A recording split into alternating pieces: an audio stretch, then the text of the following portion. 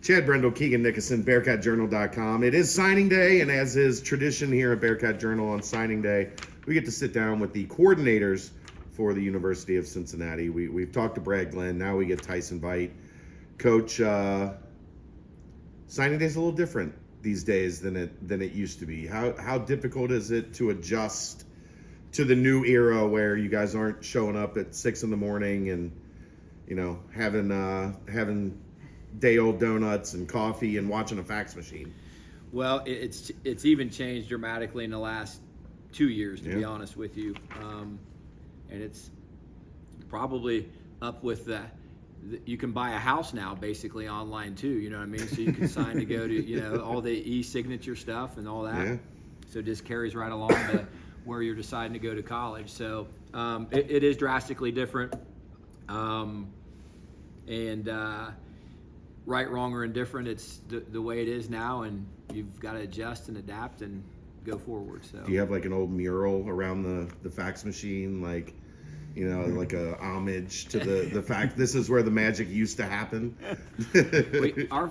We still have instructions to our fax machine by the Xerox, but it's kind of all the same machine now, Yeah, it's all one, it's all inclusive, all one unit. Yeah, probably doesn't get used for faxing much. It doesn't. I don't even know.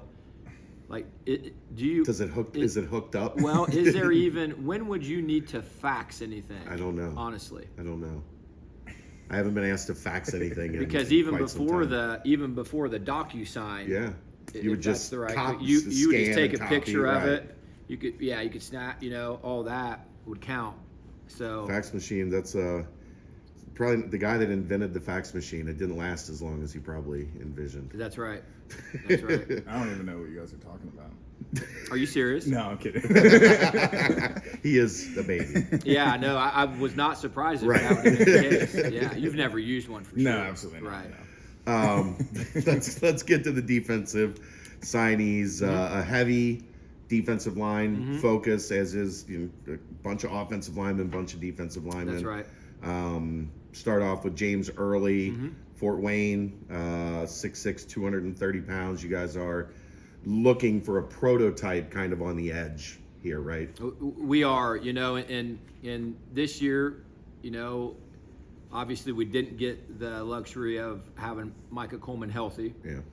So, and he's obviously will be healthy for us, and we're looking forward to that. But that kind of guy, an edge guy, a guy that gives you some athleticism. He's a basketball kid, so got length, got height, and hopefully we can continue progressing his development to be a guy on the edge for us long term. When I talked to him about his commitment, he's the only player that's the first thing he said was, I love Nico Palazetti. Yeah. He's like, I came here because I think Nico's going to develop me. What does that tell you about his intent to come in and work, get as strong as possible? For sure, yeah. He's a no-nonsense guy, plays for a no-nonsense coach, which is awesome. They're, they're throwback a little bit, blue-collar, and I think, he understands the difference of I can get locked into a strength program. This is all that I'm doing, and this guy really has my best interest at heart, and I think he's looking forward to that for sure. You seem like a Fort Wayne guy. I love Fort Wayne. Yeah. I do. I've spent a lot of time in Fort Wayne for basketball recruiting. And you'd look like you'd fit right in. Yeah, it's Fort a great Wayne. place. When I was in Bluffton, we just took Route 30 over, and some of our best players are from Fort Wayne. I loved going to basketball games there. Yeah, they got the minor league team. They do, yeah. Yeah, it's a good spot. Tim Griffin, 6'5", 255. Is he an edge guy? Is he maybe a little bit of both? Like he is, yeah. He's a little bit of both. He's a boundary end body. He's big, powerful, strong kid. And I think, like a lot of these guys, his best year was this year, his senior year, which you're always talking with guys about that.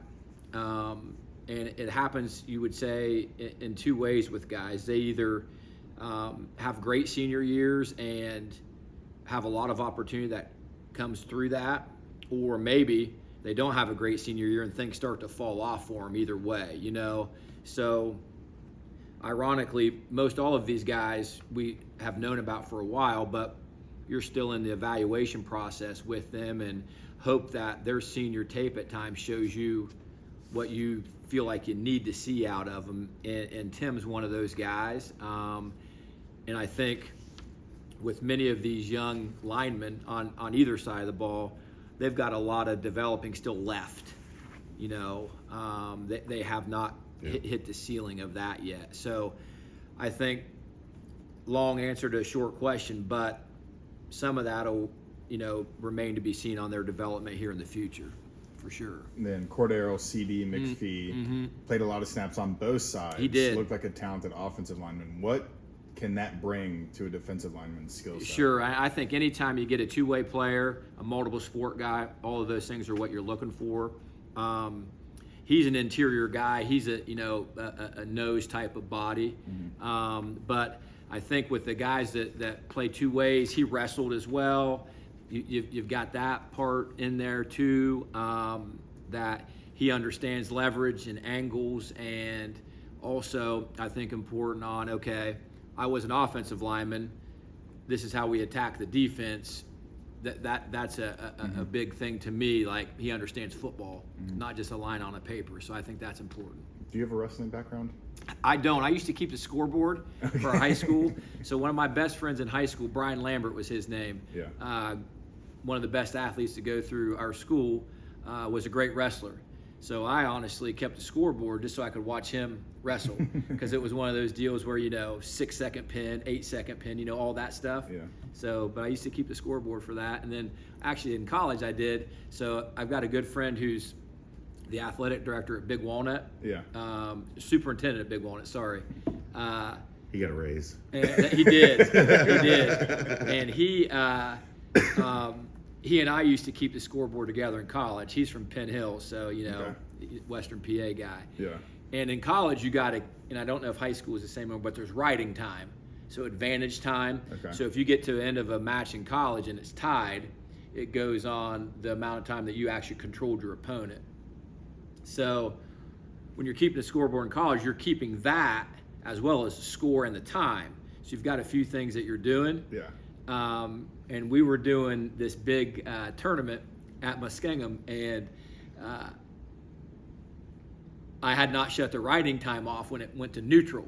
And this lady is in the stands and snaps about the writing time. So every time I get a text or a DM or see Ryan, the first thing he always says is writing time is running, because this lady had lost it in the stands. But anyway, I do like wrestling. Awesome. I do like wrestling. That's awesome. Cameron Neal from Campbell High School in Georgia. I know there was some competition with this one. You guys got in early with him. What's he going to provide to this We defense? did. So his brother plays at Iowa State. His brother's an offensive lineman there, James, who I obviously know, and interestingly enough, so went to different high schools. His brother was really a basketball guy. Played 1 year of high school football, then went the junior college route to get recruited. But Cam is young. He is developing. He's, to me, as you look at him, he's got height and length and all those things where you can add a lot of things, and is still really learning to me, because I'm not sure we know what he will look like in 2 or 3 years too. So he's athletic, had a great senior year, and again, a guy that's where his recruiting really picked up, was through his performance as a senior. So Coach Stewart had been on him for a while, just certainly communicating and all those things as we were evaluating him before we offered him a scholarship, and had gone down to see him play live, and that always helps too when you get a chance to do that. So we're excited about Cam. We are, absolutely. Pair of linebackers from Ohio, Miles Harrison and Terrell Holcomb, both kind of in that same physical mold, 6'3", 205, 210 range. That's right. Is that, not that you don't want, you're only going to take bigger linebackers, but is that kind of the, like, where your eye goes when you're looking at linebacker prospects in that range? We would like for them to have the ability to obviously grow and develop and that helps, height and length and all that. Yeah. Two really different guys as far as what they've done for their high schools. They come from two really good programs in Central Ohio, obviously. And so, with Terrell, he's been really a Sam linebacker. and has played that really traditionally throughout his career, kind of an outside linebacker. Where Miles has played a little bit of everything. So he's been on the line of scrimmage quite a bit for them. He's played some Mike linebacker for them, and really has a little bit different experience by being on the line of scrimmage, where if you're doing that with your guys, usually that's a huge learning curve. So I think that's where Miles is unique, because he's had to use his hands. And he's gotten after the quarterback. He has, yeah, and he's really has rushed a passer. So, as we were watching him, we had really what we do with our Mike linebackers in mind, and Jared Bartlett and that kind of stuff that we've done with him through the fall, and felt like, and again, same thing. I had seen him in the weight room this spring and led the whole team in there and did a tremendous job that way. So he's got great leadership ability now as a young guy. And you naturally hope that carries, especially in the linebacker spots. You want those guys to be leaders for you. And Terrell really is, I say this, but it's true. I mean, he's a tall, thin guy with so much room to grow. And we're excited about that too. And he had a really good senior year. His best year was this year. And has done a nice job for sure. Is he more of a coverage guy, or is he a hitter? They've done a little bit. He's been in coverage, which you don't get to see high school guys do that a lot. He's had to stop the run. He's been on the perimeter, and defending the perimeter pass and run game both, which is exciting for us, because obviously that's a big part of our conference is all the things on the perimeter for sure. Going to cornerback, Patrick Williams, 5'11", 175, has had a really good, played a lot of football. He has. One of these guys that got into his rotation as a sophomore. There's a lot of tape on him. I'm sure that helps evaluate. How does he project, kind of to one of those outside slots? Sure, and and he also camped here, not this past summer, but 2 summers ago, which is obviously still huge for guys to do that. I wasn't here clearly that day, but performed well and caught the eye of the staff and all of that. So, and has been committed longer than any of these guys in our entire class. Was the first commit. So defensively, that's right. Yep. So that's certainly says a lot for any guy. He's been here a lot too. That's right. He has been. So I know he's comfortable here. Played in a great program in high school against great competition. We're looking, and he's a really good cover guy, but is a really good tackler. So sometimes, the corner position in high school, you're not always seeing guys be aggressive and tackle, and I think that's where he really catches your eye the most. Now, getting back to the safeties, Jamari Johnson, Birmingham, Alabama, not public yet at the time of recording this, at least. Right. Where does he kind of project in the defense? Is he more outside safety compared to this? He is. So he's really played the boundary safety for his high school. He's a physical guy, and he's had to do that for what they do.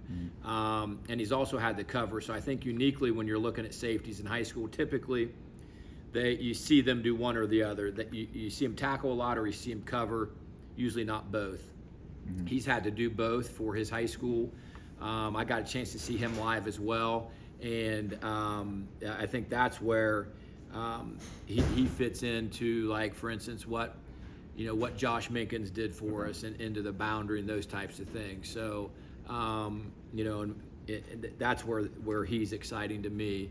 Has a lot of development to do. Still is a young guy. Won't be 18 until June. Okay. So he's got a ways to go there. But whether you use this or not, but anyway, so we had been, we had Jordan Woods committed, obviously. Okay. So who's now going to Ohio State, right? So you always have a few guys that you're watching through their senior year in case something like this happens. So because you never want to just, this happens and not be prepared to have evaluated guys, but also have relationships. 100%, and check, is this character-wise, how all those things that you need. So he was one of those guys of a group of guys we thought was the best one. So we were really recruiting him as if we had offered him before, for lack of a better term, we needed to. So, but thankfully we were prepared when, the chaos ensues this time of year in these last couple of weeks and hours, I guess. Yeah. So, yeah. So moving on to another safety, Jermaine Jones. Kool-Aid, I think, is one of his nicknames. That's right. Might have to earn that, like Sauce did at UC. Yeah, I would agree. That's right. Gravy. That's right. Kool-Aid. Like, you got to earn those. You do. Yeah. You do. Yeah. So, a guy from Illinois, what do you see about him? It seems like he has a lot of positional versatility. He does, yeah. So from Bolingbrook High School, same high school as John Williams. Yeah. So he has played corner. He has played safety. He's played some on offense. Was a basketball player as well, and a little bit of the same. And that's what you hope really with your defensive backs, that they do have some position versatility. One as you get them, but also as you have a chance to develop them too, because I don't think you ever have enough. But we would start him really as the field safety. Starting out, because that's more of the guy that covers for us, and I think that's one of his greatest skill sets now is that. I call him CJ. He does go by, you can tell we do like the name CJ, right? Or even just, I told Zach that, we've got CD, CJ, and CJ, so just if you've got an abbreviation, it's 2 letters and it begins with C, we like you, So anyway, but he is he's a skilled, talented kid. And really caught our eye this time a year ago when he was running indoor track and had some great 60-meter times. Was on a great relay team indoor as well. And that's really, this guy jumps off at his just flat out speed. And then kind of started really the evaluation process that way too. So, but we like CJ a lot, And then star CJ Crate to wrap it up. When I turned on his film, I was seeing a lot of end zone catches.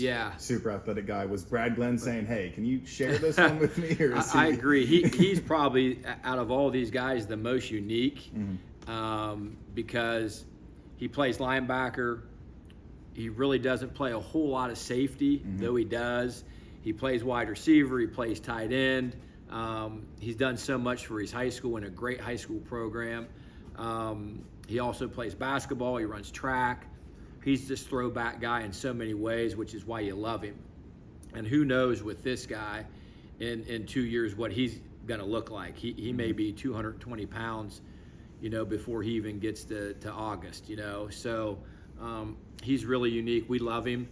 We've loved him from the beginning, and it's kind of one of those things where initially we were the only people recruiting him for months. And then you know how that goes, right? But forever, it's that kind of thing. We're like, this is awesome.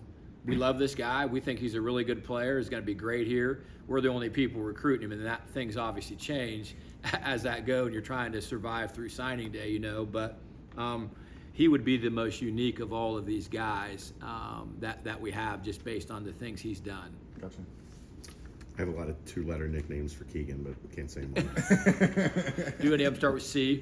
Some of them, maybe. They do. Yeah, let's figure it out. Just overall, how difficult is it trying to figure out now, like, the importance of high school kids, and how much do you factor in? We want to find kids that we think have an opportunity to help us early. Because you're paying them. No question. Well, like, you know what I mean? It's all changed a ton, right? Yeah. So I think even way back in recruiting, you're always trying to find guys that you think can fit in, one, to what you're doing, fill your needs, but also hopefully have the ability that you see on video that this guy could come in and be a contributor early on. Right.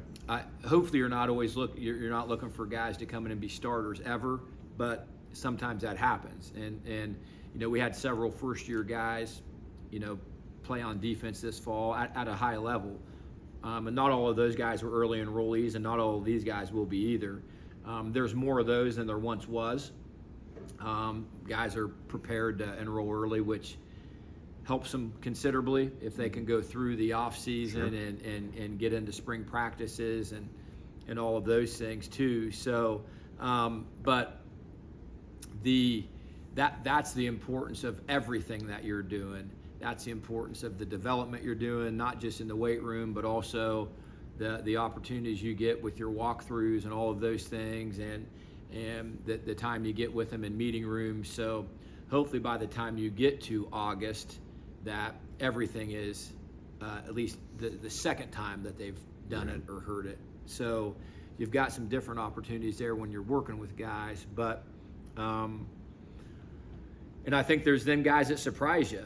You know, I don't know that we would have said that, you know, Monte Whedon was going to play that much as a true freshman, you know, and he simply got better and better with each fall camp practice. And then you're okay, geez, school starting now, and that's always a different thing for young guys too. And he had the maturity to handle all that and just kept getting better. And the next thing you know, he's playing a ton for us in critical moments, you know. And sometimes a guy like Coleman, who you think is going to play, and then he comes in and you go, is he better than we 100%, thought he was? 100%.